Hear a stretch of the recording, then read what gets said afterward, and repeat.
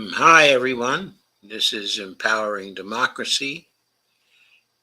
I'm your host, Joe Firestone.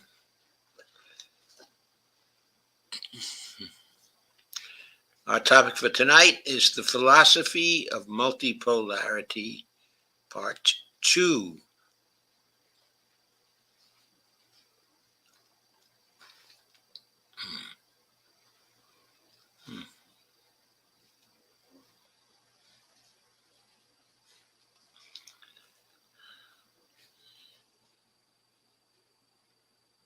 So last night, I ended the program with some scenes from a video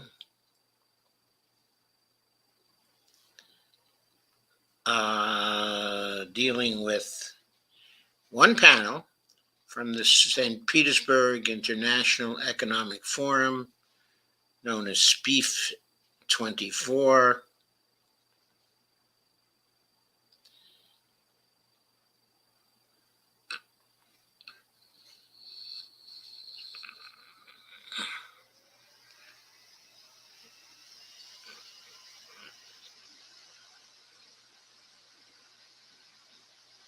And a panel was involved. It's called Philosophy and Geopolitics of a Multipolar World. It took place on the 6th of June from 1700 to 1815.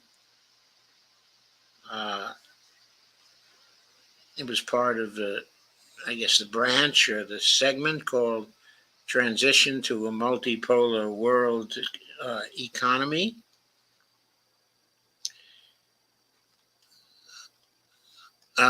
There was an introduction to the panel by moderator Alexander Dugin, and we covered last night the introduction by Alexander Dugin and some of the remarks of specifically Maria Zakharova, who was the director of the Department of Information and the Press, Ministry of Foreign Affairs of the Russian Federation.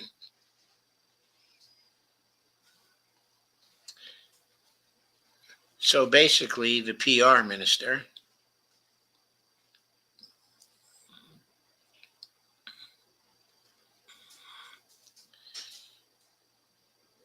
I'll go to the video right now. I'm going to share it.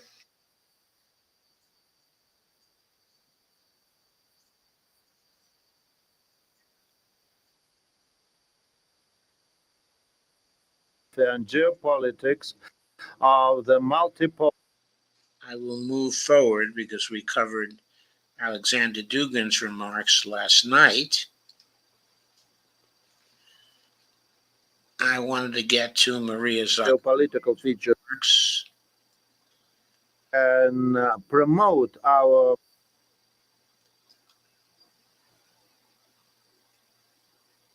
attitude for their ministers, whether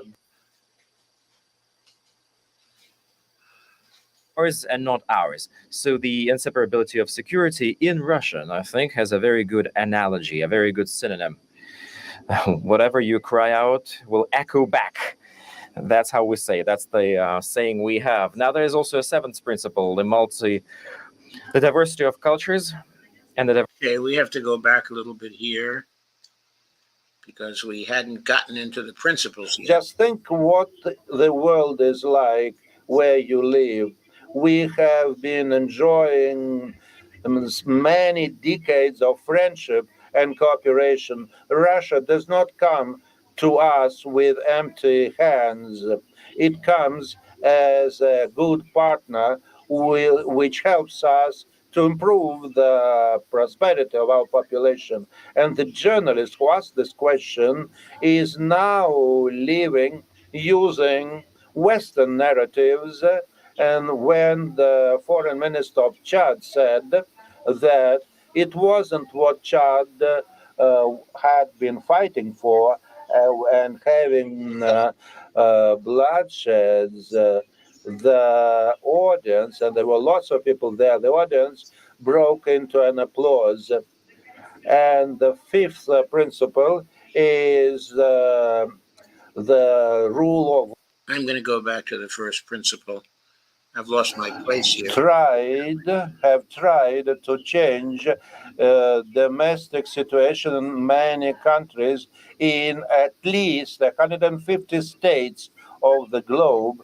We have a representative of Syria uh, attending our meeting today who was fighting for it.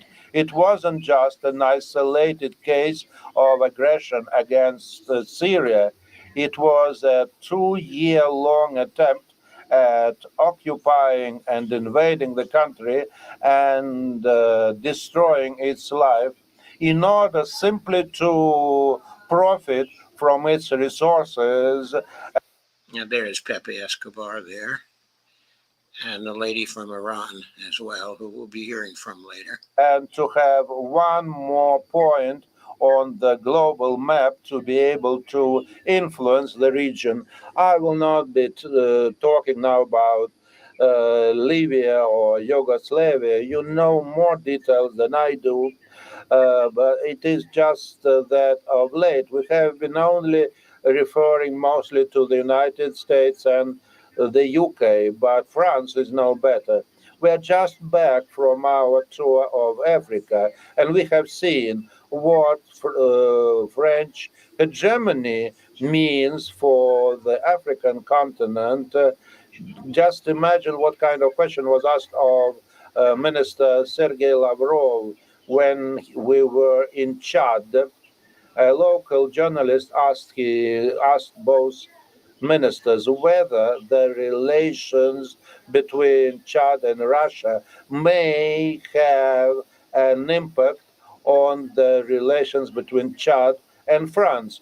And then the minister went absolutely furious. Just think what the world is like where you live. We have been enjoying many decades of friendship and cooperation. Russia does not come to us with empty hands. It comes as a good partner which helps us to improve the prosperity of our population. And the journalist who asked this question is now living using Western narratives. And when the foreign minister of Chad said that it wasn't what Chad had been fighting for and having bloodsheds, the audience, and there were lots of people there, the audience broke into an applause. And the fifth principle is the rule of law, in the rule of international law, and the absence of double standards, which is quite important today. Double standards or the absence of standards means the world order based on certain rules that the West has been imposing on the nations of the world. Where has this term come from? Well, I would just like to remind all of you, including our internet audience, The rule based order. So there's been a surge of interest towards the thesis, which happened in 2023. What happened during this time? It's an intervention of the US and the so called anti Iraqi coalition into Iraq. They shifted into another interpreter. So they were hoping to find an excuse for doing this. There was no UN resolution. Russia vetoed, like all the other countries, and it didn't allow for Iran to be captured this way by using the international law. And that's why they needed a thesis. And this thesis appeared, that motto came around to be, and then it started growing quite successfully, quote, end of quote. And I am ironic when telling this. I'm not going to tell you more about the rules-based order because this is a buzzword that we'll discuss. Another principle, it's the inseparability of security in global and regional aspects. What does that mean? Let me give you a specific example. For how many years the the Organization of Security and Cooperation functions? For 50 years. It also deals with transatlantic issues and the principles of inseparability of security. As soon as they decided to go away from that principle practically and to experiment with this, to actually separate the security and safety of the western part of Europe and to single out the safety of Russia, not taking it into account, not taking into account its values and interests. What happened? The Ukraine happened. A whole state was put to the knife because of the Western apologema that the security can be separated. It can be ours and not ours. So the inseparability of security in Russian, I think, has a very good analogy, a very good synonym. Whatever you cry out will echo back. That's how we say it. That's the saying we have. Now there is also a seventh principle, the diversity of cultures and the diversity of cultures, and going away from forcing other development models, ideologies, or values, and leaning on single secular systems and religious systems and moral orientations. I think this is one of the most important, again, according to this historical context, principles that we spoke about today, and we'll say more of that later on. And now, let me tell about the final principle.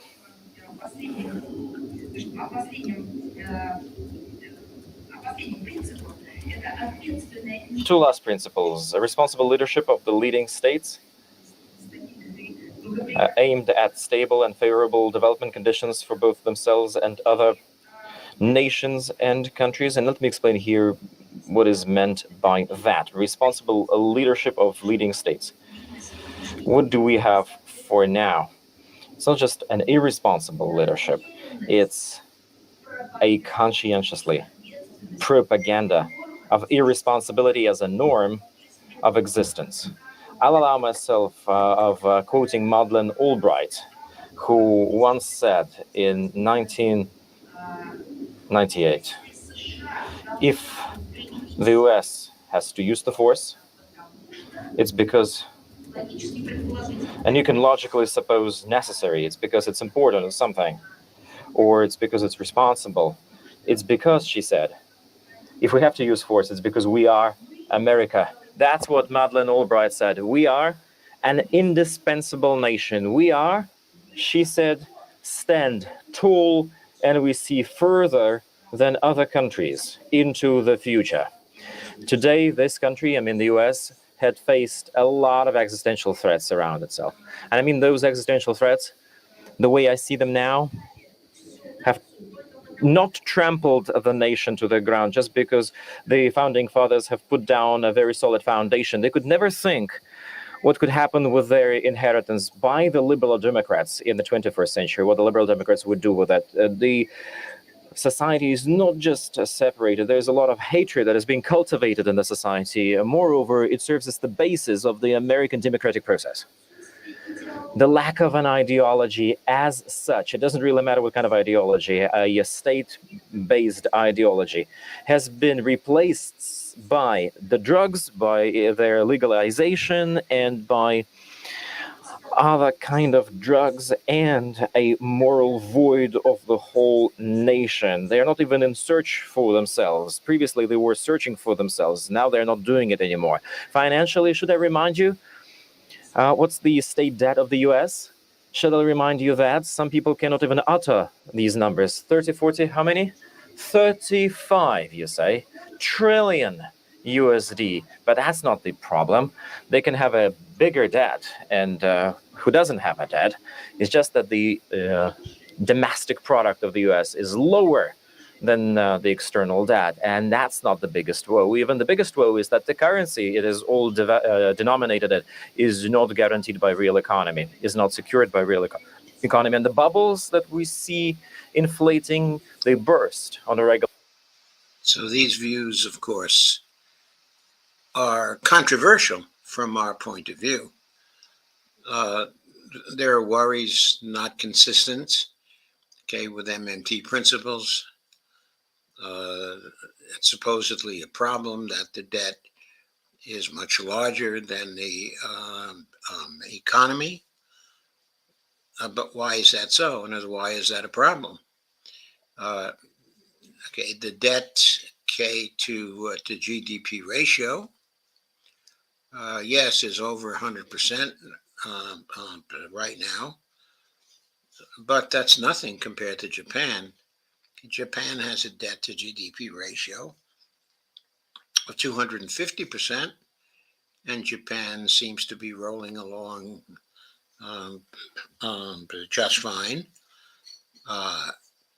In her case, specifically, Maria Zakharova is assuming that the debt to GDP ratio is relevant, to anything. If a nation such as the United States is a monetary sovereign, the MMT point of view on this is that the debt to GDP ratio is not relevant to anything. Now, of course, she's talking about the fact that the currency is not based on anything concrete. And you see, I'm sure what she's driving at there is that there's no basis in gold, or no basis in some other material standard, that it's simply a fiat currency. Is this a problem? Well, not according to certain economic theories, not according to MMT anyway. Basis leading to global crises and to other tragedies around the globe. And she complains, of bubbles, as if the bubbles that have occurred are due to the U.S. currency. I point out there were bubbles at the time when all nations were on the gold standard also. It was not unusual for bubbles to occur. It was not unusual for bubbles to burst. It was not unusual for depressions to follow. In fact, all through the 19th century, we were having depressions and recessions perhaps every decade. But sometimes it seemed every 7 years or so there was something like that. And huge countries and regions cannot overcome them alone. And that's why the G20 had been created as a response to an American crisis that's been an American doing because of the American real estate market in 2008. Allow me to conclude my intervention reminding you of the main UN principles, reminding you on the leading role of states in the area of supporting global peace and security. That's what the UN Charter talks about, and many other international documents. How can we talk about contributing to peace and security where the NATO countries, the global minority, supplies weapons? Just think about it. Just think about it. Supply weapons to a terroristic regime. And they do it, and this is the most atrocious part, they do it in an uncontrollable way. Yesterday or the day before yesterday, I saw a quote, and I don't remember which year it belongs to, a recent one. It was said by a foreign minister of one of the Middle East countries, the Persian Bay. He was speaking at an international forum, and he said, I'm going to switch to English so that you, out there, were not... He wasn't antagonistic to the Anglo-Saxon word, but he wanted to communicate his thought precisely. He said, I'm going to switch to the English language so that you could clearly hear me there in the western part of Europe, he said. Just remember and see for yourself. In a couple of years, it's the western part of Europe that will become the major supplier, he said, of international terrorism. And I subscribe to these words, he said. The terrorists will use the weapons that the United States of America had been supplying to the Kiev regime. These weapons are already in the western part of Europe, and these weapons, the armaments, can be found already in the north part of Africa, in the Middle East, if the northern Africa and the Middle East, and I'm sorry to say that, unfortunately, had been suffering from international terrorism for many years. Europe had been suffering from international terrorism in a one-off basis and had never been a source of international terrorism. Now it will become one. And they don't even see that coming. They know only how to change avatars in their social network accounts, where when terrorist attacks happen in certain places, when She has a very good point there, I think. All those weapons that have been sent, okay, to Ukraine are filtering through and are appearing in many other parts of the world, including Western Europe, and will, in the course of events, be used against the governments there. It's pretty much inevitable. they do that, they're not feeling sorry sincerely. They don't really know what it means to become a country where there is a powerful terroristic cell active. Those terroristic cells are already there, and they will continue to disrupt Europe more and more. And the Western Europe does no longer hold an immunity against that. There's no supremacy of law, there's no legality, there's no morals. Take religion. Religion would have held that down. It's been trampled, it's been completely downsized and destroyed. People are demoralized. They cannot separate the good from the evil. And in the end, I'll give you a couple of quotes from. So this is an important way that Russians, in the renewal of their own culture, okay, and their own religion, they look down, okay, on the West as suffering from moral decay, and they think that the moral decay is a result because there's a weakening of the religious structure. But so far, she hasn't been talking about class conflict and the effects of neoliberalism, okay, in the West. She's been talking about the effects of the abandonment of morals, douchey things, to the abandonment or the weakening of the religions of the West. Some of the greatest wise men and philosophers, Nikolai Danilevsky, used to write, "The humanity is diverse, and it consists of a whole range of culturally and historical types." When did he live? The Russians know it. I'll remind you. 1885. What is it if not a multi-polarity bill born? He said the terrorism brings a threat to the whole humanity because it neglects the multitude of cultures. De-Europeized people lose the sense of patriotism. They start despising everything original and national. Which year did he say that? In 1920, 100 years ago. And how relevant it is now. Just look at the Ukraine that have forgotten its history, that has forgotten its heroes, and that had lost itself as a country, as a people, as a community. And finally, I'm going to give you the quote of Lev Gumilov. The idea of exclusivity is foreign to Russian people. Or let me quote Fyodor Dostoevsky here as well, which marked that if French have pride, the love towards something nice, the Spaniards have fairness, Germans have accuracy, Russians have the ability to accept and understand all other nations. Now, referring to the question that everybody has an absolute, a category of absolute, we also have it. But we have yet another quality and another feature. We respect the others in an absolute way. Thank you very much for listening. So I found that a very interesting talk,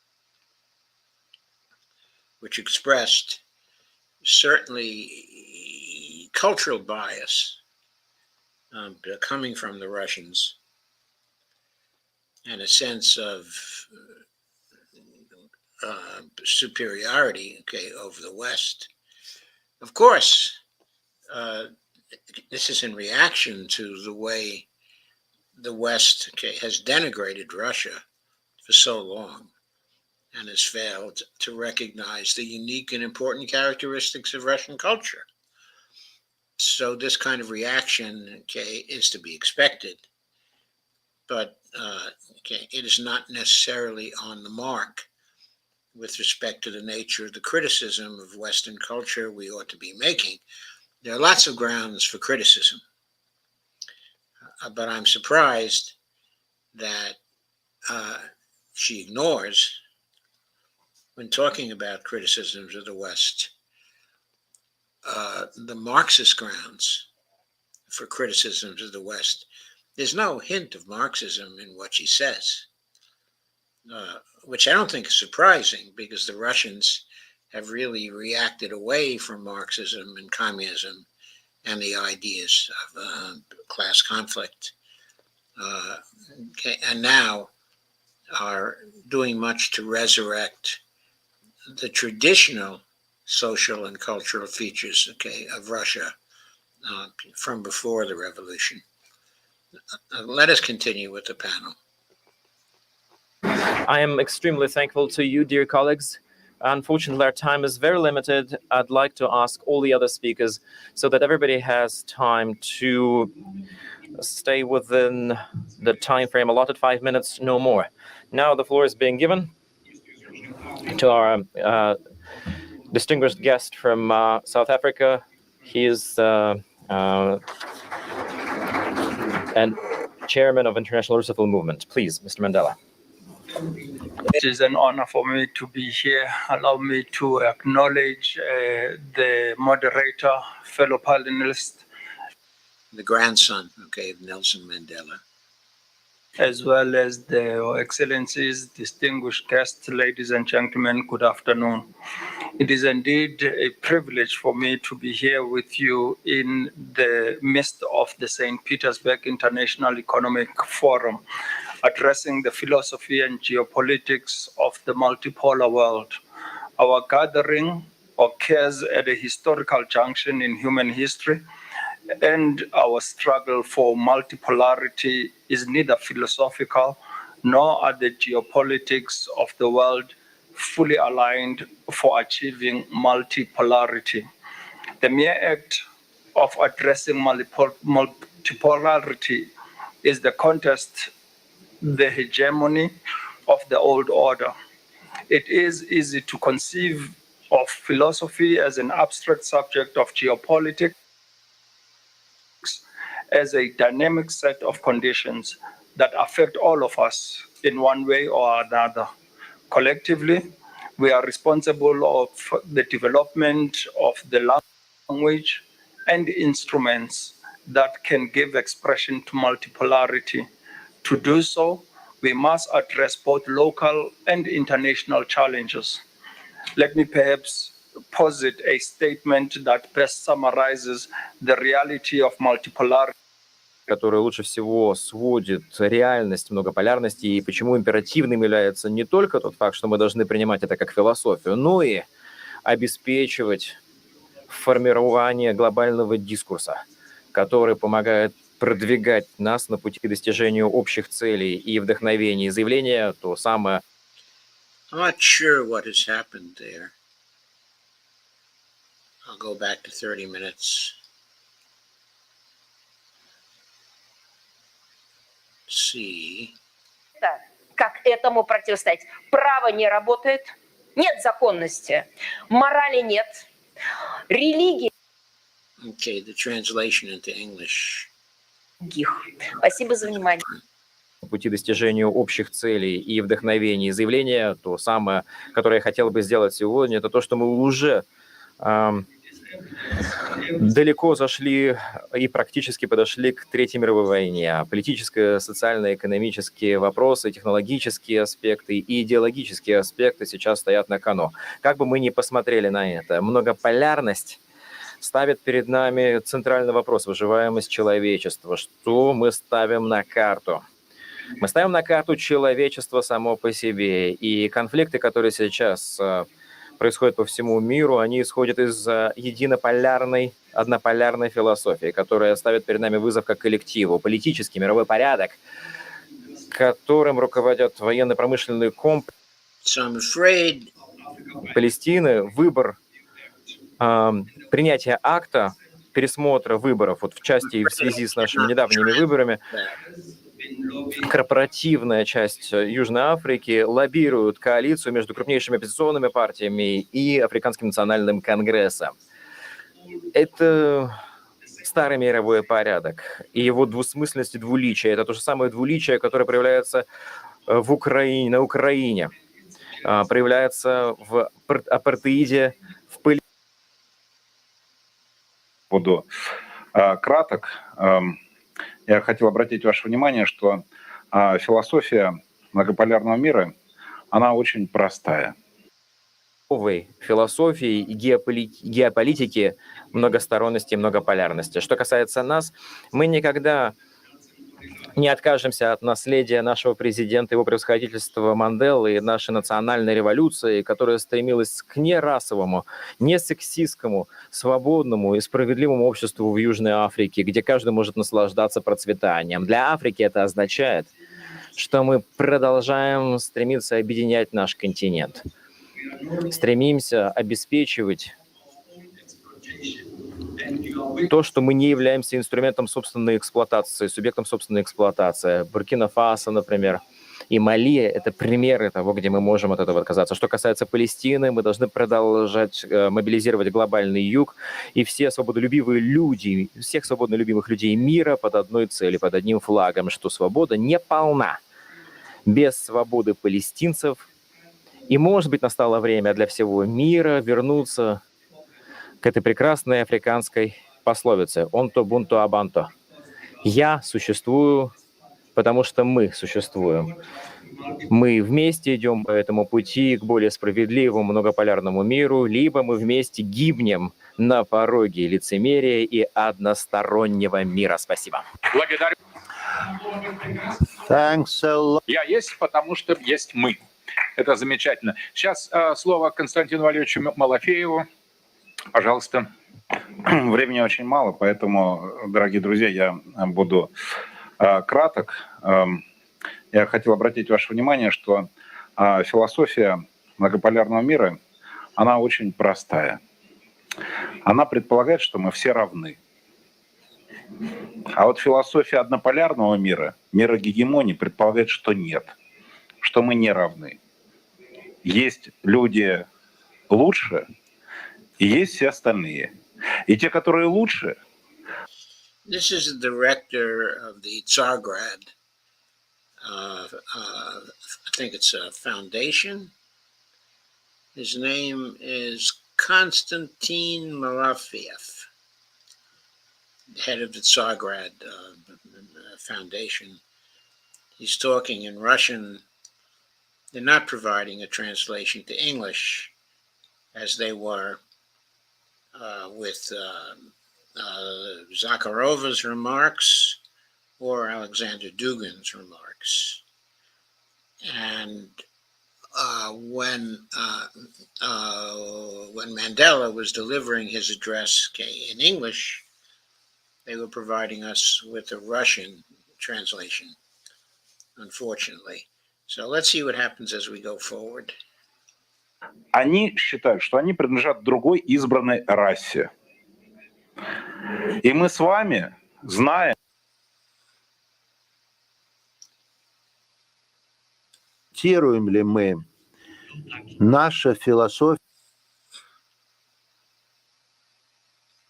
своего рода стремится к тому, чтобы получать осязаемые, ощутимые результаты и быть уверенными, что это у нас получится. И цели, и специфических особенностях. Okay, now we've already moved to the Chinese minister. Сообщение о том, что президент России сказал, что модель, используемая Китаем, служит моделью для России на 100%. И это... He is Zhang Weiwei of Fudan University in China. I was so looking forward to a translation of his remarks to English. He's director of the Chinese Institute. that he was the representative of China on this philosophy panel.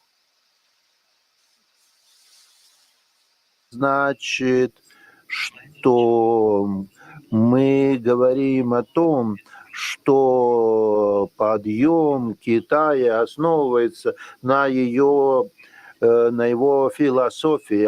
Я попытаюсь объяснить, почему это происходит.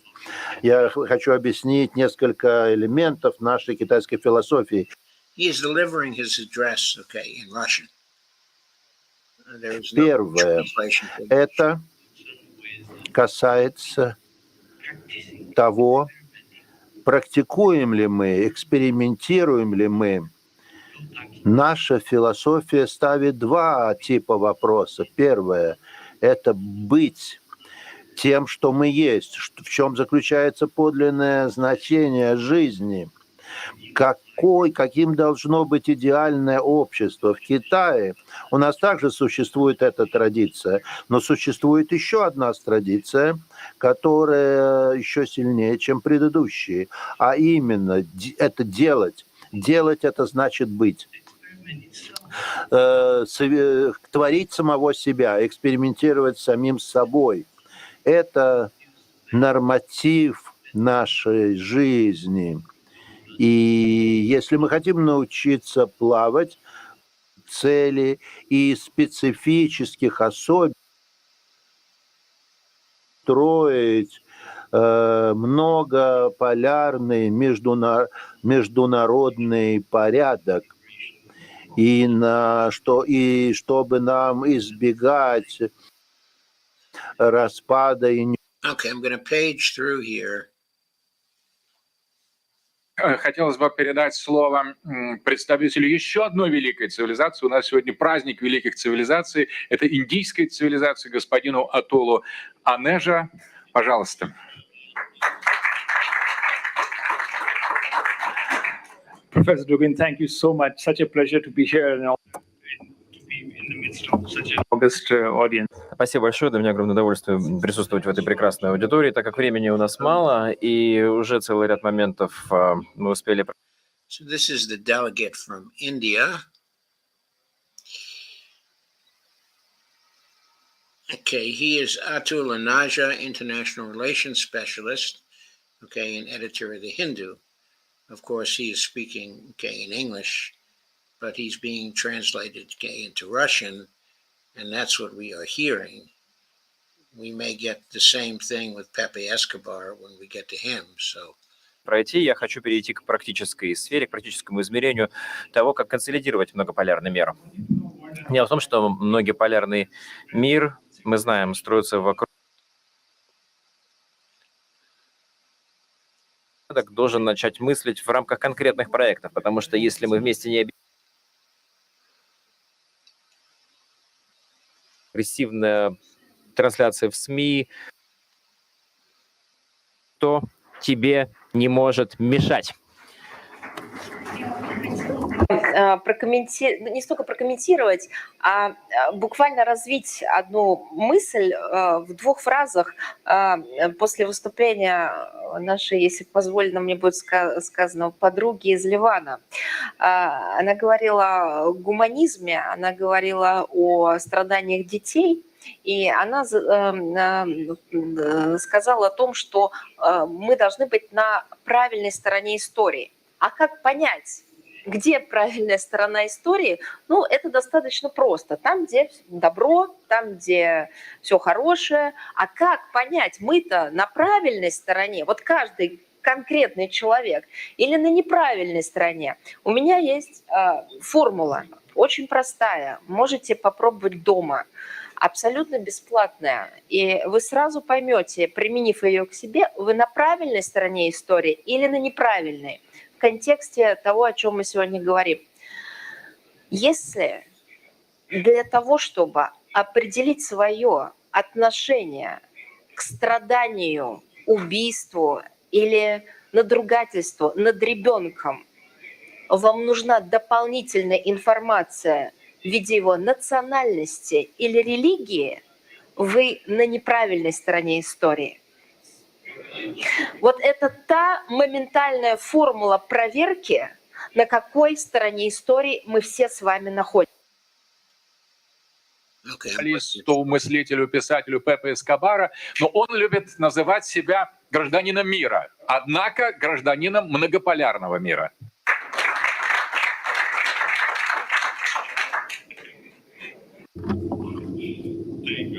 Спасибо, Александр. Я на самом деле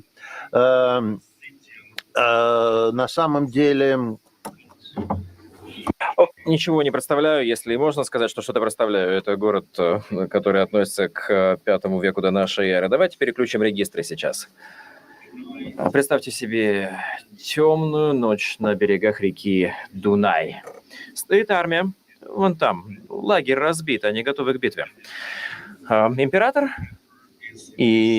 Император находится в своей палатке, и он что-то там Okay, so Pepe is not giving his in English either. советом и ассоциацией АСИАН, то есть Южно-Тихоокеанский. Okay, so this is no longer accessible to me. When I started off, of course, школы, университетов, чтобы выражать. There were English translations of Zakharova, okay, and of Dugin. Я очень рад быть с вами сегодня. Для меня очень приятно это. Я буквально несколько минут займу ваше внимание. Существует такой термин, который изобрели американцы и относится к моему бизнесу. Это речь идет о том, что необходимо развивать технологию, начиная с западными странами, начиная с прошлого. То есть это наша торговля.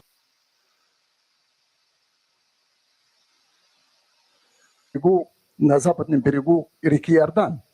Там война продолжается много лет назад. Запад – это провинция человечества. Одна из провинций человечества наряду с другими. Только провинция. И мы.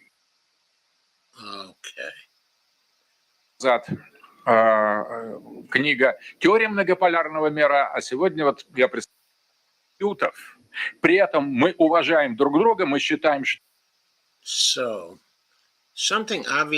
которая представляет собой континент, вступивший в эпоху новой настоящей деколонизации. Поэтому присутствие у нас внука Манделы, великого борца за свободу. When I was playing it yesterday, I had access to it in English, but somewhere along the line, the English disappeared. Акхан Бхарат, Великая Индия, которая тоже больше, чем одно государство, это исламский мир, состоящий из множества. And I don't know why. So I'm afraid I just have to apologize to you. As of now, I don't know how to get an English translation to this. So I don't think it's useful for us to go on. I used to know a good bit of Russian.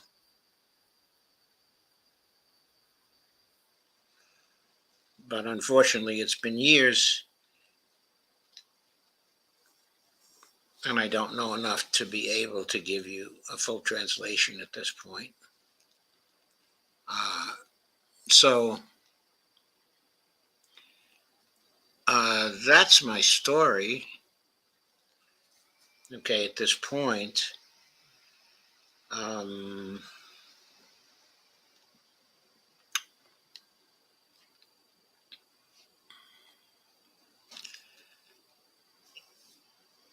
I'm going to try to bring this back. Maybe I can.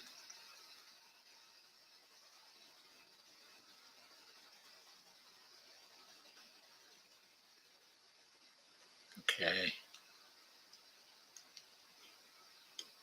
Maybe I can bring it back once again. Business program. Oh.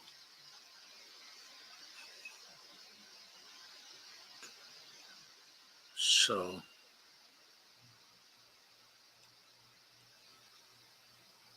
let me try this again.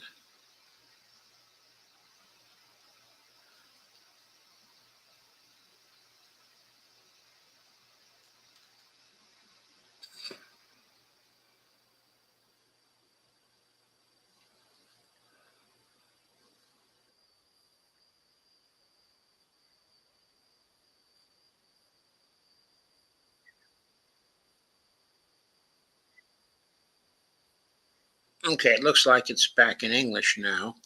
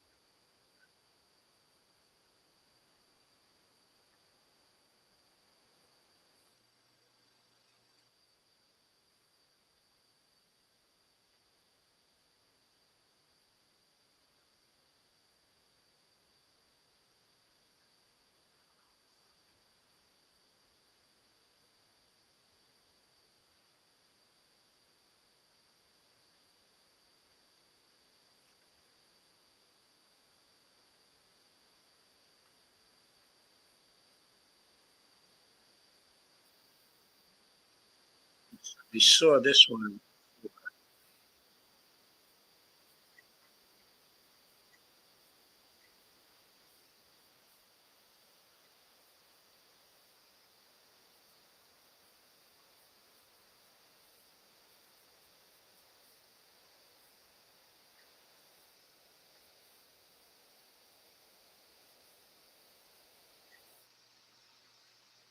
So let us switch it.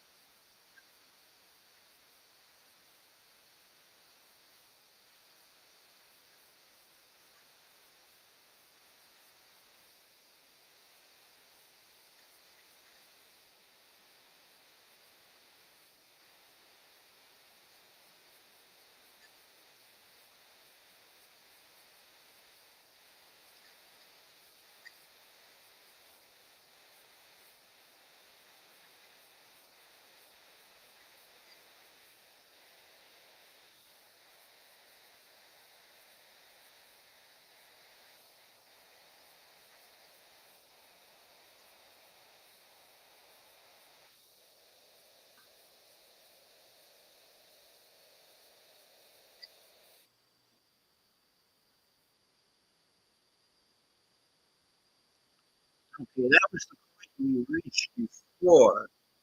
But suddenly we learned Russian and not English.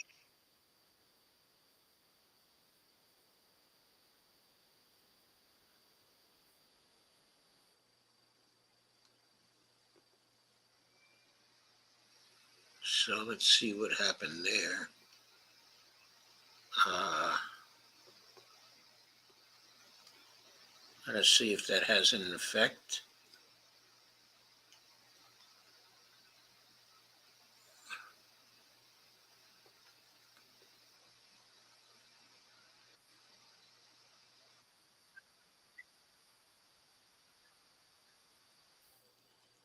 Okay.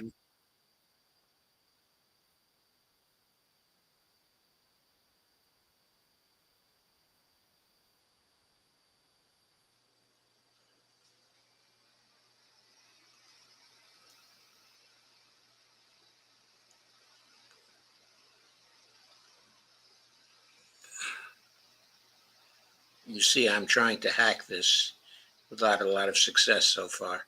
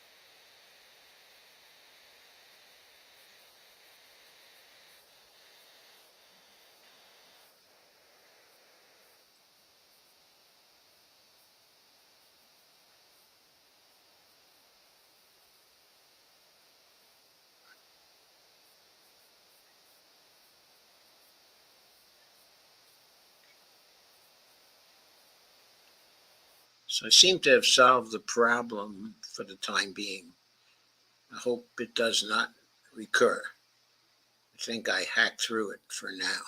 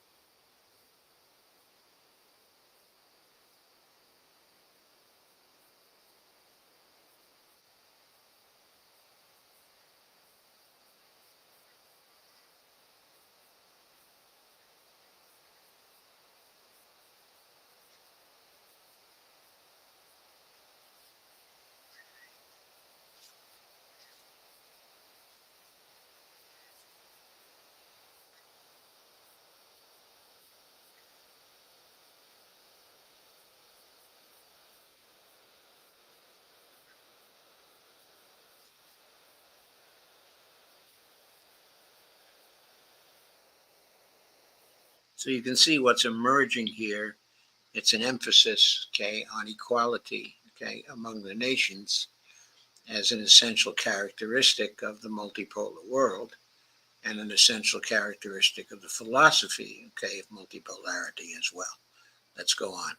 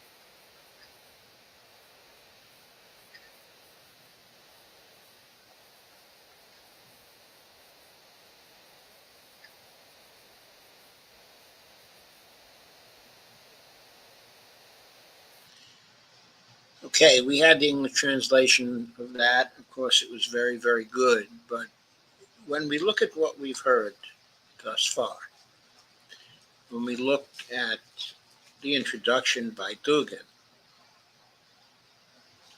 okay, and the speech by Makarova,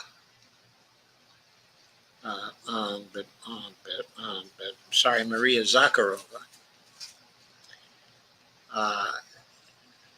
Okay, and when we look at the speech, okay, of Mandela,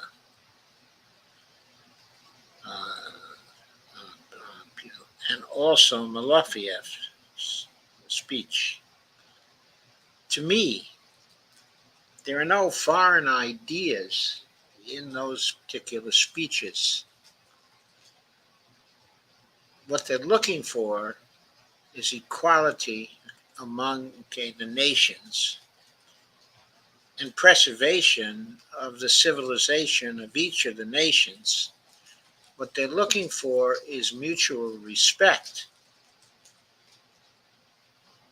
Okay, they're even looking for respect, okay, for international law, which has been largely over the years a Western product.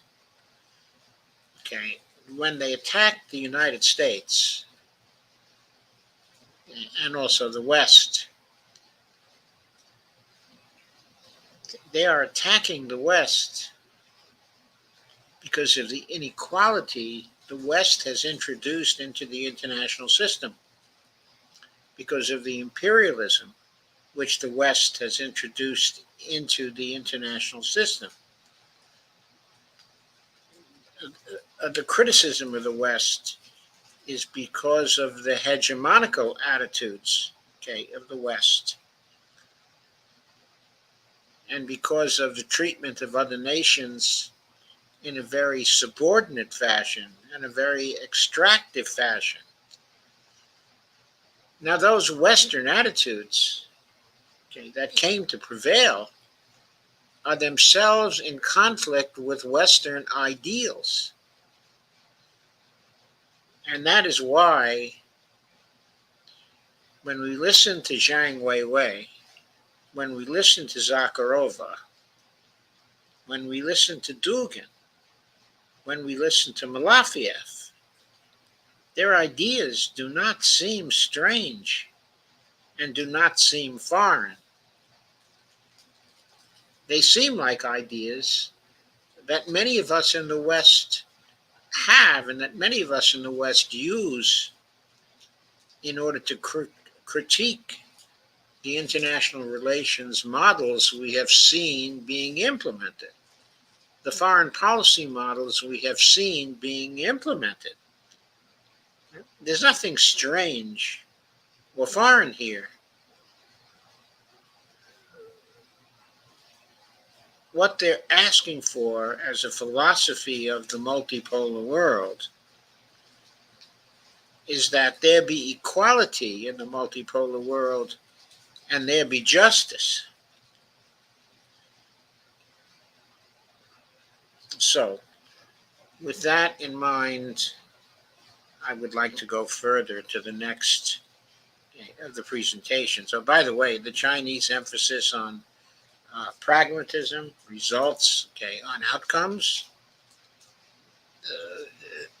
that is not very different from certain kinds of Western attitudes either. The idea of not having a detailed plan first, but just having the correct orientation and developing the plan as you go along. There are many Americans that think like that. That's not a strange idea. It's a kind of pragmatism. You adapt and you adjust as you move through trying to solve a problem. What's different and what was unusual about the Chinese effort is that in all their efforts, they persist. They get their orientation first, they stick with the orientation, and they keep trying to solve the problems, and their approach is very empirical. It is to experiment with different things, to try different things, and to see what works. It seems to me a very great American president was all about that. Of course, I'm thinking of Franklin Delano Roosevelt. That was what he did in bringing the United States back from the Depression. But once again, these are not foreign ideas to us. The philosophy of a multipolar world is not foreign to us. It's something we can easily understand and something we can easily empathize with. The problems that we've had in our foreign policy, okay, and in our international relations is we haven't lived up to the ideals that have been stated here, which in general are just as Western as they are Eurasian or Global South ideals. They are humanistic ideals. But what we've done in our foreign policy is to subvert those ideals. And what have we subverted those ideals with? We've subverted those ideals with a comprehensive kind of capitalist orientation, emphasizing profits over people and highly individualistic uh, orientations, departing from the values of community and family and civilization, the values of our own civilization. We've been depressing those values in favor of the revolutionary, and I don't mean this in a good way, the revolutionary values of extreme individualism and extreme capitalism and extreme profit, the ideology of neoliberalism. That's what's happened, okay, in recent years. We tried to end the imperialism in the post-war period. We realized it had to go. But then but neoliberalism took over, and we subordinated everything else to the search for profit. And in foreign policy, that's where we are today.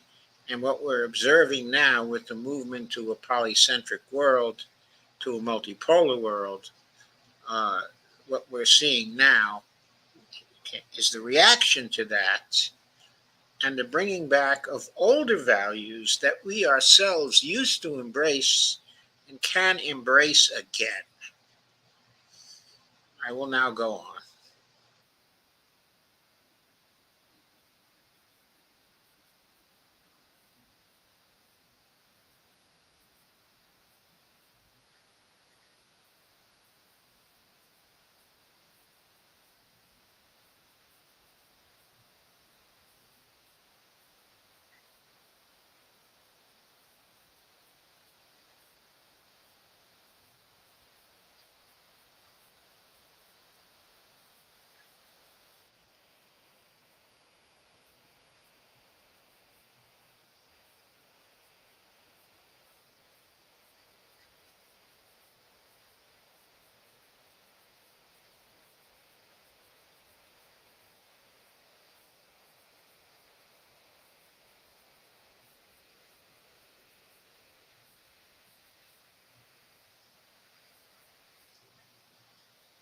So that is an important point. The multipolar world is built around civilizational poles. That's a big part of the multipolar philosophy as expressed by the Russians, as expressed by the Chinese, as expressed by the South Africans, uh, uh, as expressed by all the people we've heard so far. They emphasize the idea of civilizational states, okay, and of the equality of civilizations. and mutual respect for civilizations. We ourselves in America also think in terms, of civilizations, specifically the ideals and the ideas of Western civilization. But part of our problem and part of the reason why we haven't been able to get along with the rest of the world is we have forgotten how to embrace the values of our own civilization and how to lift them up, some of the how to lift them up above some of the extreme values that have been governing our foreign policy. Uh, I'm going to go on now with the gentleman from India.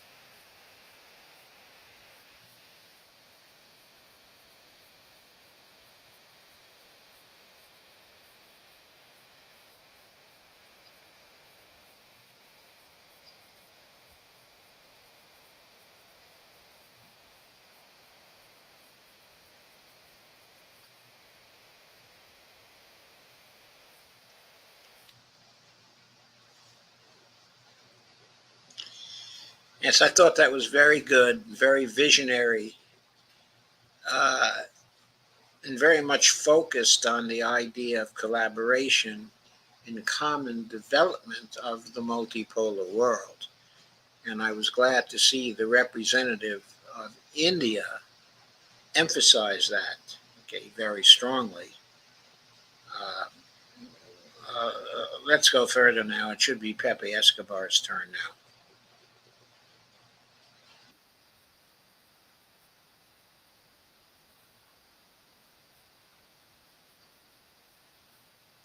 Sorry, I was mistaken about that. But if I recall correctly, she is from Iran. Let's check that out.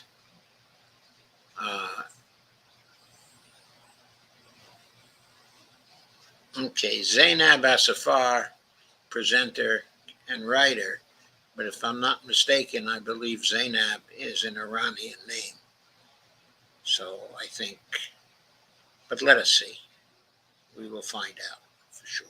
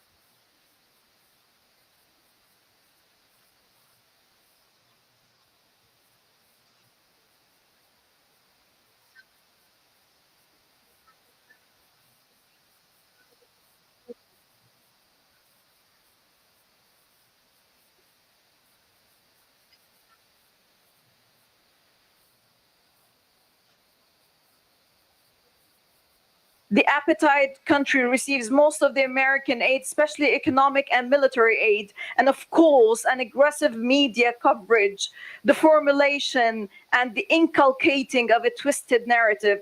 Israel has been the largest cumulative recipient of the US foreign aid since its founding, receiving around $310 billion.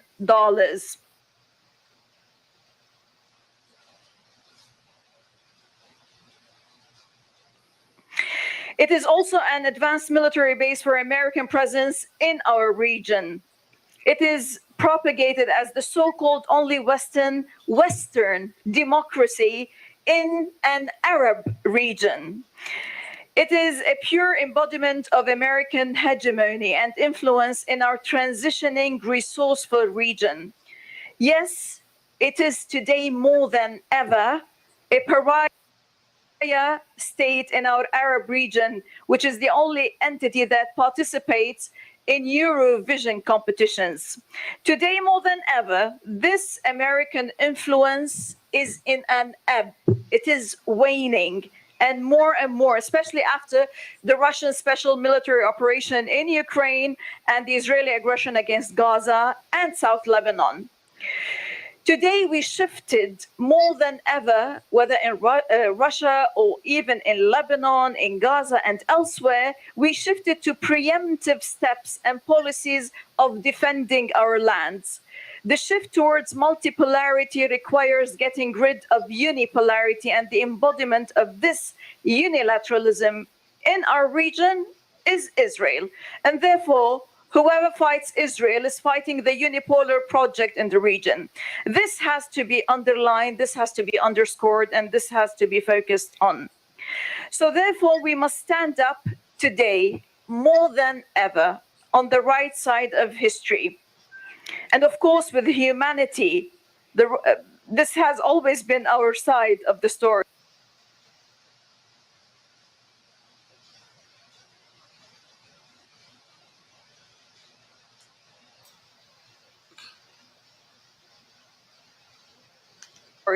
And we should support everyone who confronts and fights the unipolarity project in the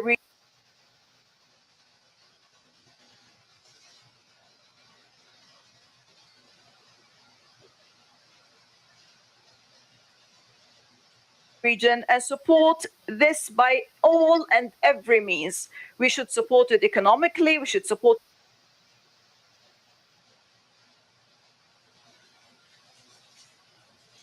it militarily, politically, in the media-wise, and culturally.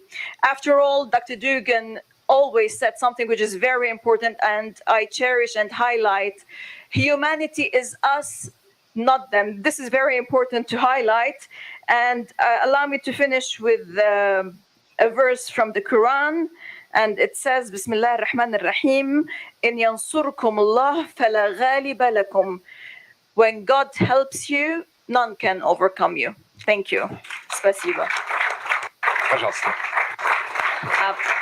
Я хотела бы прокомментировать, не столько прокомментировать. Like to comment, or rather to refer to your idea in two phrases, if you, with your permission, after our friend from Lebanon has addressed us. She spoke about the sufferings of children and multipolarism, then that we should be on the right side of history. How can we understand where is the right side of history? Well, obviously, how can we be sure that we are on the right side of history?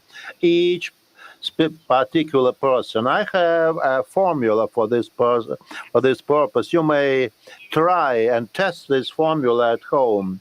Try to apply this formula to yourselves to make sure whether you're on the right or wrong side of history. If, in order to determine your attitude to the sufferings and massacre or violence against children, you need additional information regarding the child's nationality or religion or faith.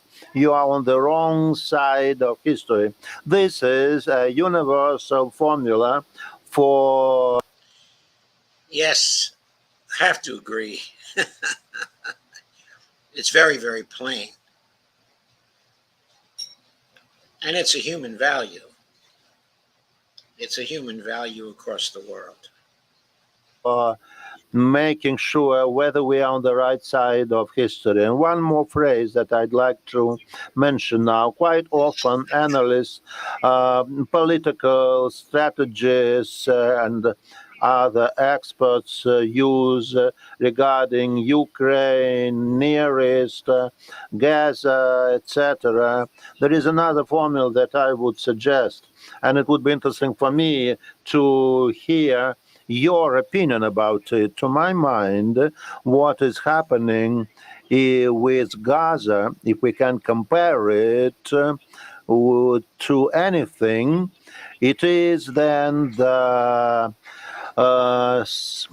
condition, the status of people in Donbass over more than 10 years now. Otherwise, certainly there haven't been 15,000 children built there over several months, but tens of thousands of people were killed or mutilated over 10 years. So this is just what makes it similar. But the difference between this situation is as follows. I have told you about the point of interface between these situations. However, the children of Donbass have been protected by Russia, and that's how they have got their right for the future. What the future will be like is certainly a very complex project. However, they do have it in Donbass. And when it comes to the children from Palestine, there have been attempts to protect them on the global arena, but I believe they are worthy of a better type of protection. Thank you. And now I'd like to give the floor to a representative of the Latin American civilization. It is Pepe Escobar, journalist and writer. He prefers calling himself a man of the world, but a man of a multipolar world. Thank you, Alexander. No, I don't represent anything. I am a nomad. And if I represented somebody, it would be a Scythian from the 5th century BC. More appropriate. Okay, let's go back 2,000 years ago. Slightly different register. It's a long, dark night on the banks of the Danube. There is an army over there. They are camped out, ready for new battles. There is an emperor. The emperor is in his tent, and he's writing. You know who I'm talking about, Marcus Aurelius. He's writing the Meditations. So we have a Roman emperor paying tribute to Greek wisdom, and not Plato and Aristotle. He's paying his tribute to Zeno, Chrysippus, which even at the time they were not very well known. But they were Stoics, they were brilliant, and they were, let's say, the pre-Greek equivalents of the Tao in China. They were Taoists, they were vitalists, they believed in life, they believed in inner strengths and inner equilibrium. They tried to understand themselves, and this is what the Roman emperor in question was trying to do at the time. Now, okay, fast forward 2,000 years. What do we get now in Europe? So-called apex of human civilization. I am more a product of Europe than Latin America. Even though I was born in Latin America, my culture, almost everything, came from Europe. So now we have trashy Norwegian warmonger, and we have the toxic Medusa in Brussels as epitomizing the... He is, of course, referring to Jens Stoltenberg, okay, and Ursula von der Leyen, Ursula known as Ursula von der Crazy as well. She is, of course, the Medusa that he speaks of. Apex of Western civilization. So how come we went so wrong after 2,000 years? Now, we had everything. We had Leonardo, we had Michelangelo, we had Montaigne, we had Shelley, who wrote that poets are the unknown legislators of mankind. And now we have this. So forget about these people. It's don't Eurasia as a whole, don't waste your time with them.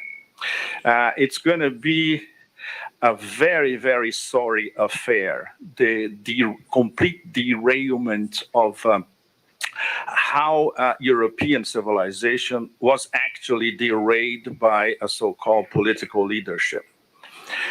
The most important thing at the moment is to see how the multipolar world is being created right now in front of us. So, June 6, 2024, today. What did we have here in St. Petersburg? We had, for instance, starting at 9 a.m., an absolutely outstanding discussion about the Northern Sea route, which is going to be the the death knell of the Suez Canal. It's going to take another few years, but it's inevitable. We had a discussion between the relationship between the Eurasia Economic Union and the Association of Southeast Asian Nations, ASEAN, the ASEAN 10. So this could become, in a few years, once again, a union of economic blocs that they don't see themselves as blocs. They see themselves as complementary. So let's say EAEU represents the heartland and ASEAN represents the rimland. So economically, they are merging. And this has already started. Starts some very simple moves. Let's do a free trade agreement with Vietnam. Done.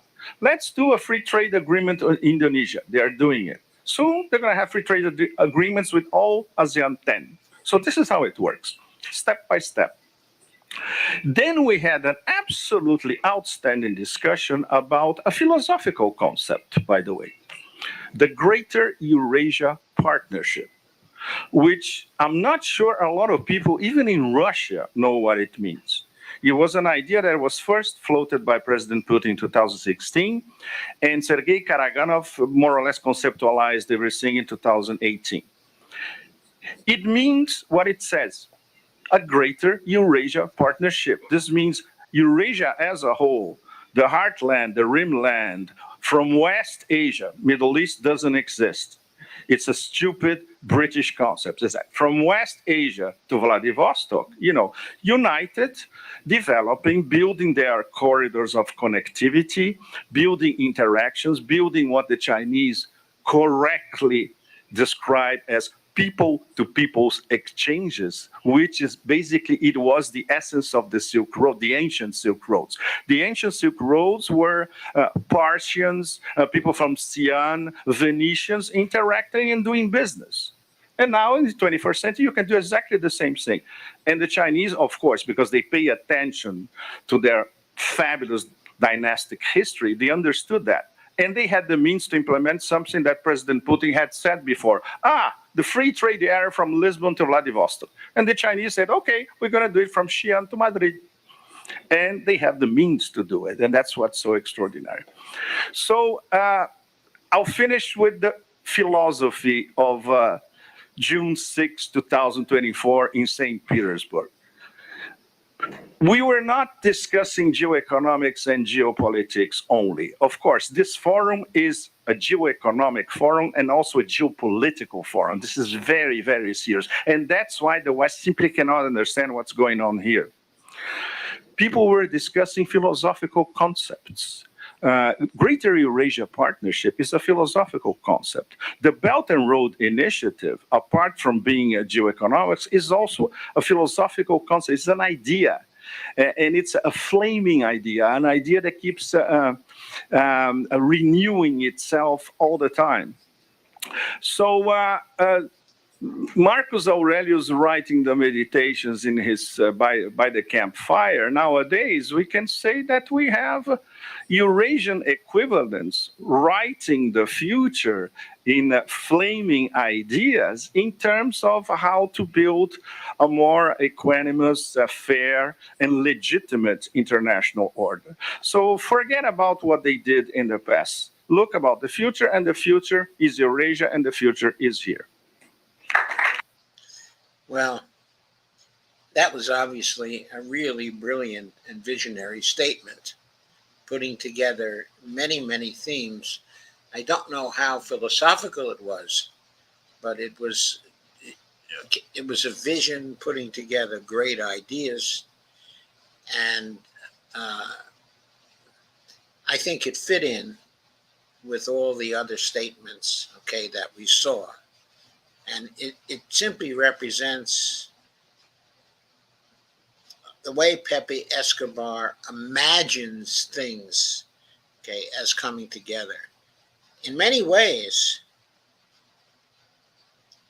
he is the voice of Eurasia coming together.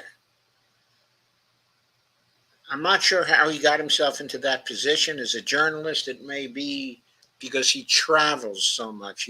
He's constantly traveling. to where the action is, okay, in the Eurasian areas. But he really understands how things are coming together, and that's why he is on this panel. They talked of him as a representative, okay, of Latin America, but you didn't hear him say anything about Latin America. What you heard him talking about was the great coming together of all the nations of Eurasia, okay, and Africa primarily, and almost nothing about how Latin America would come together, okay, with those. Going on. Благодарю вас.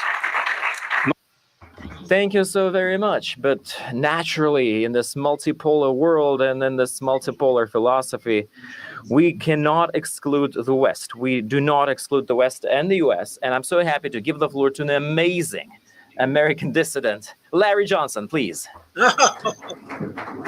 Oh, I wasn't really expecting that. Thank you, Alexander. I'll be brief.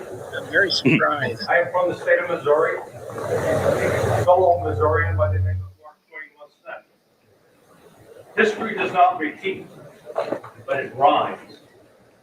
I'm giving you a rhyme today. Bricks and Leningrad. We stand in a city that now bears the name of St. Petersburg in ancient times. 80 years ago, this was Leningrad.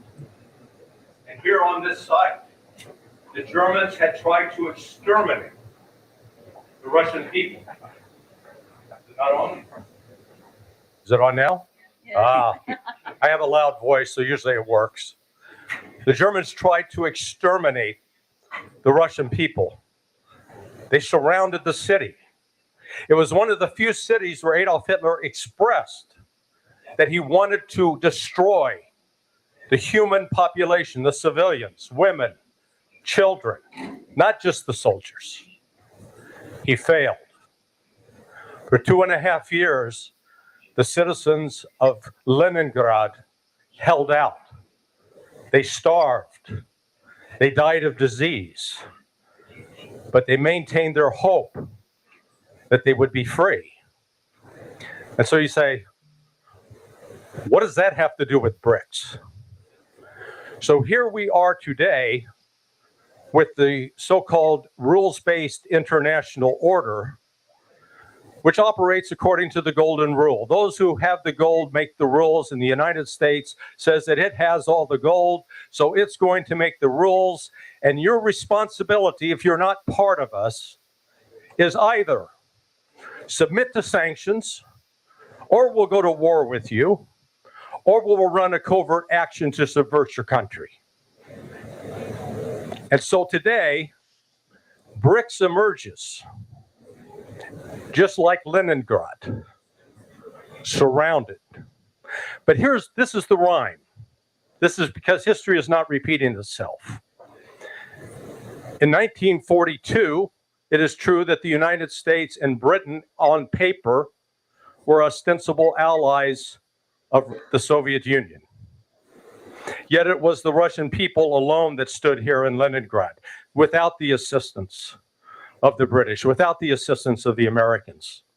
And it is ironic today, on June 6, 1944, that the United States and the Allies invaded into Normandy, and yet today, to commemorate this holiday, refuse to invite the Russians, who, were it not for Russia, the West would not have defeated Nazi Germany. Let's be clear about that.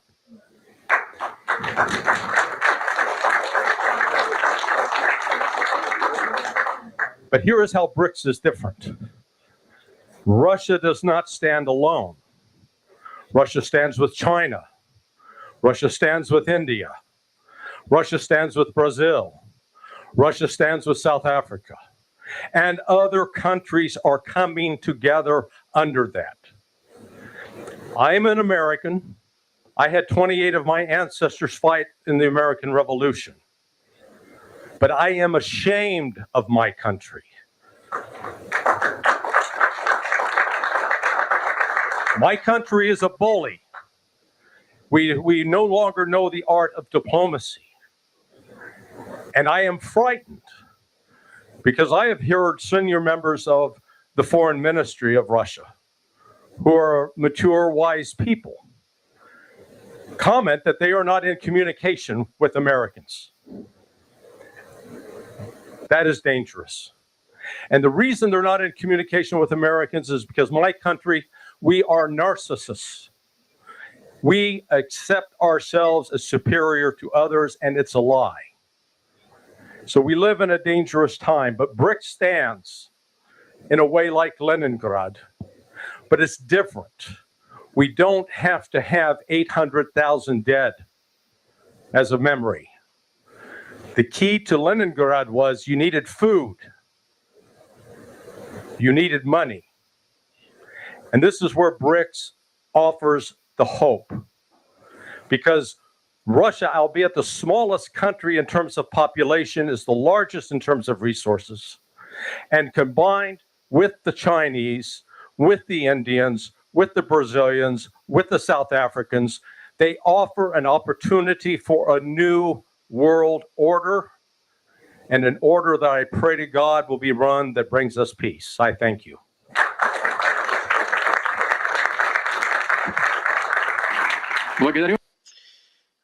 Well, that was rather bracing, wasn't it?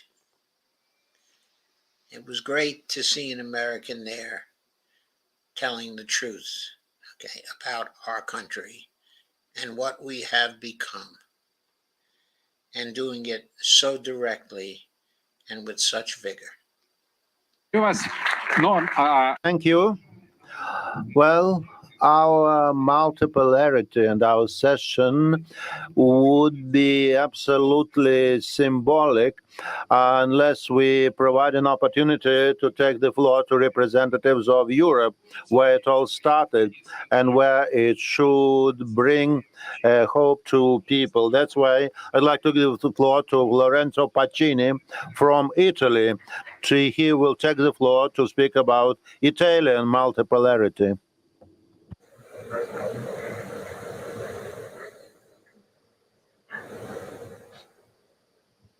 Works? Okay. Thank you so much for being here today, because it's a great honor as European, considering a question: where is Europe now? We are building a multipolar world, and no one of the European countries are inside all the partnerships. That's really weird. The multipolar Mediterranean could be an option, as it has been the womb of many civilizations and has been a center of an entire empire who dominated the culture of the West. But now we have such a kind of dinosaurs of geopolitics and international relations because they are stopped to the Atlantic treaties and nothing more. We have BRICS, we have SCO, we have many partnerships, and no one from Europe is participating. Which kind of future could we have in this sense? That's a question, because our politicians, I come from Italy, total disaster, but how can we solve this problem? There is a lack in geopolitical studies in Europe. We don't talk about multipolarity. We need an education in multipolar studies. We need it, because if we talk to the youth about another kind of world possible, they would be fascinated to that, because they feel it. They see they have no future. When I talk to my students, the first thing I see is that they are not able to look forward in more than 1 week. That's terrible. They have 20, 25 years old, and they don't think about the future because they don't have it. They don't have it. They have a war in front of them that is becoming true in Europe as a new battlefield, only because European governments want that. Nobody's asking them, except the United States. Neither Russia, neither China, neither India, no one from the rest of the world. So we should apply one of the quotes most known in this country. We should forget the West and try to discover the rest. We have such a great opportunities. In Italy, Italy is loved by everyone. Let me say. You're all laughing because it's true. Because it's true. What are we doing with our culture? What are we doing with our future? We must solve this problem. So that's why we need to open a parallel diplomacy using also the academic studies, but starting, if possible, since the mandatory studies, since the high schools, since middle schools, to impress in the youth the desire of a different world order. That would be a great first step. As it happened already in the over part of the world, it could really work in our. The entire Europe is waiting for this multipolar awakening of the consciousness, the great awakening instead of the great reset. We really need it. And we ask to all the rest of the world to help us to realize it. Thank you so much. Can I suggest For this brilliant speech, as for example, one sentence: EU is a backyard of Eurasia.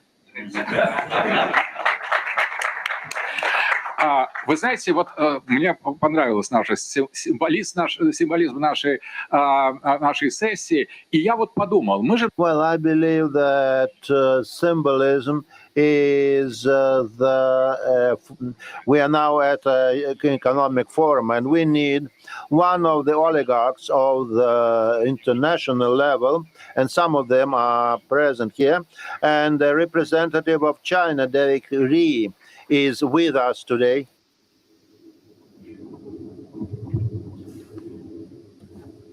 It's a pleasure to be here. It's a pleasure to be here. I wanted to just take a few minutes. I'm in technology business, and there is a term invented by the Americans that has to do with my business called small garden, tall walls. Small garden, tall walls. It means that they want to keep the best technology in the small garden, erect very tall walls so the rest of us cannot access it, or people they don't like cannot access it. Okay, so I borrowed that concept, and I took a look and said, who are in the small garden? Who are outside the walls? And it turned out that I think two groups of countries are in the small garden. Okay, the first group are the British Empire and its 4 grandsons that had 4 genocides and established 4 states. Of course, you know who they are.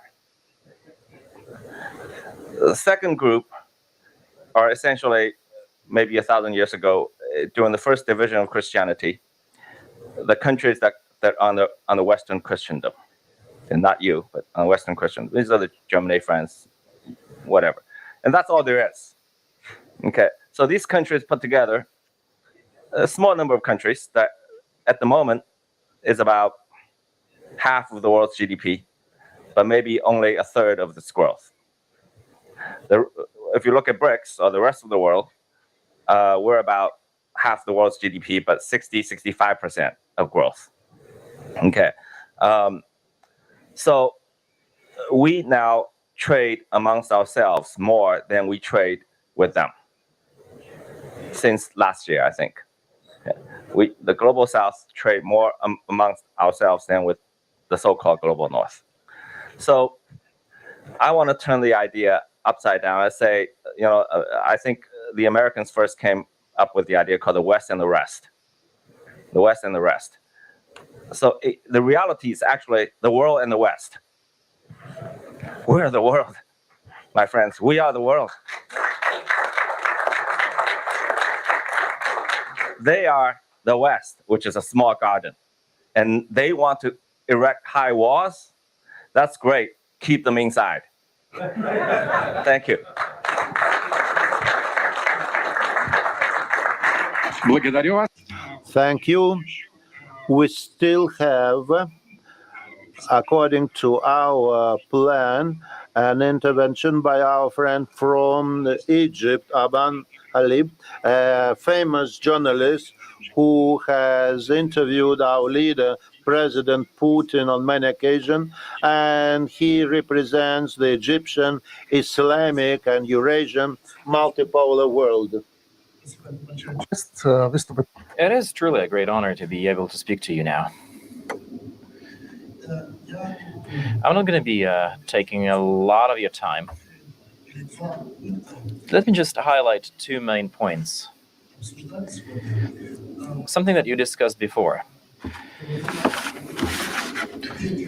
Ms. Zaharova spoke about the children of Donbass in the western part. And we've built a parallel. We've drawn a parallel between the children of Donbass who suffered because of the coup, starting from that time in 2014, and have been suffering since now. The children of Palestine are also suffering. But now everybody's talking about what's happening in the Gaza Strip. But they keep forgetting that the war is waging not just in the Strip of Gaza, but on the western bank of Jordan River. That's where the war is going on for many years, and not a single person is talking about this. Every single day, Israel kills not just children, but women, men, senior people of different ages. So let's call a spade a spade. Let's give the real names to things. And let's not forget that the Western Bank is another territory where the war is being waged. And it didn't start on the 7th of November, it started much earlier than that. So that's one thing. Second, we are now striving to build a multipolar world. And we seem to be looking enthusiastically at the BRICS project and on expansion of BRICS. Me and Mr. Dugin today, we spoke together during the previous session that in order to achieve the outcome we need,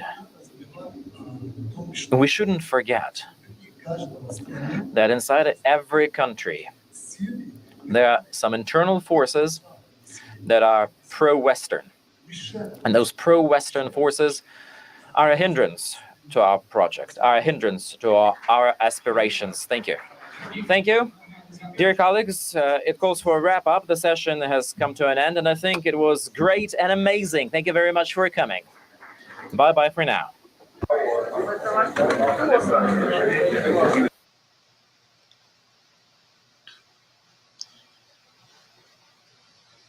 Okay, I thought it was amazing. Okay, I really did.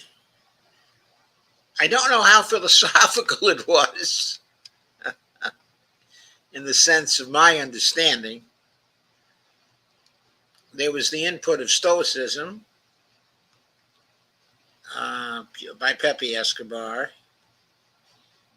and there were some discussions of ethical standards, of course, but most of the values that were emphasized and most of the talk of values and philosophy centered around values that are universal and that are parts of the Western culture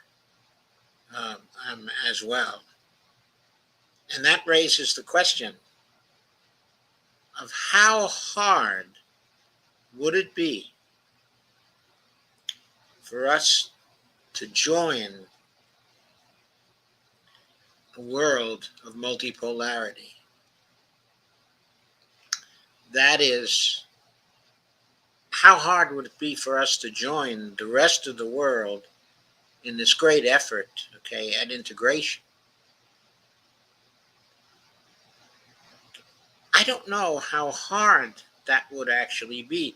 It would involve a reorientation of our political systems here in the West. And maybe that would be hard. But there is a matter of the will to change.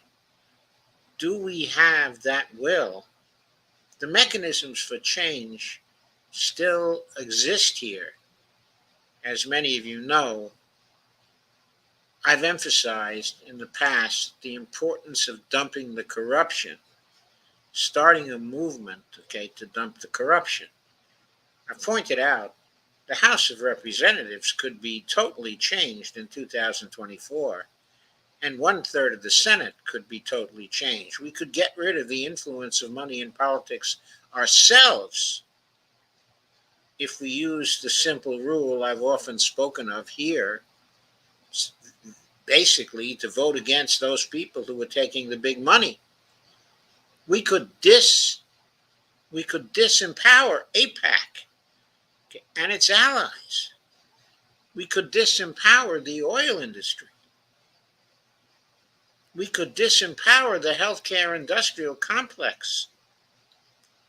We could bring to the fore Western values that have been so important to our history, the moral values of the West, which today are mired in hypocrisy. They're spoken of with reverence, but there's no practicing of them. But there are people willing to practice them. There are the people not bought by the oligarchs. There are people not bought by money out there. We have to put them into positions of power. Take Larry Johnson. April comments, Larry brought tears to my eyes when he spoke of how Leningrad resisted. I couldn't help but think he was speaking, of Palestine. And there is a commonality there. But what Larry was speaking of was the value of resistance, the value of heroism, the value of standing up for what's right and resisting evil. We can put people like Larry Johnson into government,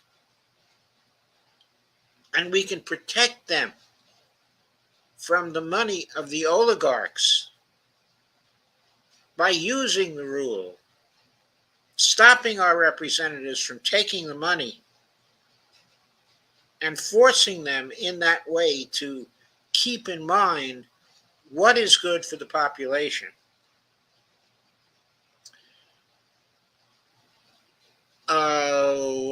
When Wang Wei-Chang, when he made his speech, he emphasized a lot the governmental value of doing things for the people. This has obviously been a motivating factor in all the changes China has introduced. But that value is not just a Chinese value. It's a Western value too. But it's a value we have not been practicing because of the corruption. But we can change. We can throw the corruption out.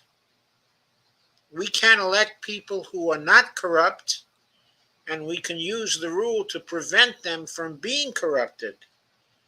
And with that kind of cleansing of our governments, with that kind of change, in our governance, we can once again legislate for public purpose and conduct foreign policy for the public purpose. We can do that. But we have to have the courage, and we have to have the will. We have to have the kind of courage the people of Leningrad had. But we can find that in ourselves, and we can change, and we can join the rest of the multipolar world as a civilizational pole.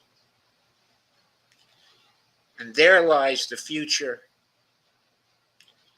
There lies a bright future for all of us. We have to take steps towards that future. And we can take steps towards that future right in the election of 2024, because we can dump the corruption in that election of 2024. Now I'm going to look at comments. I'm sorry about the technical difficulties. I didn't get the inspiration of how to get back to the English quite as soon as I might have. John B. says, Bill Mitchell's Reclaiming the State describes what you just said. Yeah, I've read Reclaiming the State, actually. And my thinking is very similar to Bill Mitchell's in many ways. April says, like the neoliberal toxicity, you should live on your own, away from your family, or be shamed. The renter class lives it, but it kills the connections and community well too soon, all in the name of profits. Renter class loves it.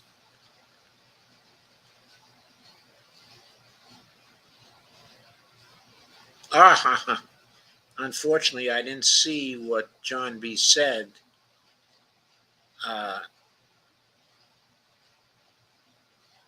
April evidently tripped and hurt her arm, got caught in the rain, and the bus was ice cold.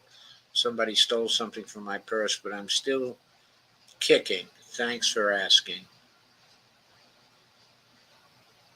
Hey, Joe, just gave the kids my last 20, yo-ho, somewhere for an hour, so I can catch you. Well, thank you, April. That's wonderful. Thank you so much. John B. says there's no more English translation. I've been right through it. How many languages do you think Pepe speaks? And April says, that white noise is lulling me to sleep. At least sing the Sing of the People, Joe, while you're tweaking stuff. Oh, you mean,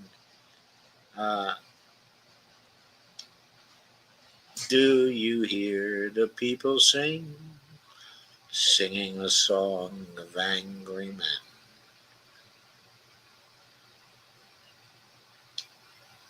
That one? John B. says, that video tricked me too. It reverts to Russian language halfway through, just reselect English. Yes, that's what I finally figured out. Bill Mitchell's Reclaiming the State, yeah. April says, like the neoliberal toxicity, I've read that already. John B. said, can't hear anything, Joe. That was the buffering. April says, we don't hear anything on that end now. And Shane Coughlin is understanding MMT, came in and said, hi. It's great you'll be on Steve Keen's show on Saturday. Yes, it is. I'll be on Steve Keen's show on Saturday at 12, and what we'll be discussing is real fiscal responsibility. It's going to be an MMT-based show.